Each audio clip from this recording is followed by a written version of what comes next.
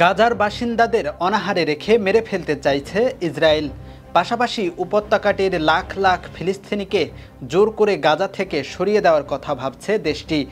গাজায় ইসরায়েলি বাহিনীর এই নৃশংসতা বন্ধ না হলে এবং একটি স্থায়ী যুদ্ধবিরতি কার্যকর না করলে ইসরায়েলের ওপর আন্তর্জাতিক সম্প্রদায়ের অবশ্যই কঠোর নিষেধাজ্ঞা দিতে হবে।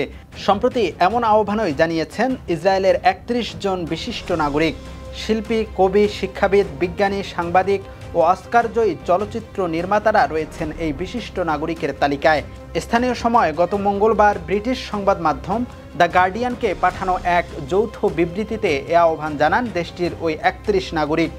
বিবৃতিতে স্বাক্ষর করেছেন অস্কারজয়ী ইসরায়েলি চলচ্চিত্র নির্মাতা উইভাল আব্রাহাম, ইসরায়েলের সাবেক অ্যাটর্নি জেনারেল মাইকেল বেন ইয়ার, ইসরায়েলের পার্লামেন্টের সাবেক স্পিকার আব্রাহাম বার্গ, এছাড়া ইসরায়েলের সাংস্কৃতিক ক্ষেত্রের সর্বোচ্চ মর্যাদাপূর্ণ পুরস্কার ইসরায়েল প্রাইজ পাওয়া বেশ কিছু বিশিষ্ট ব্যক্তিও এতে স্বাক্ষর করেছেন।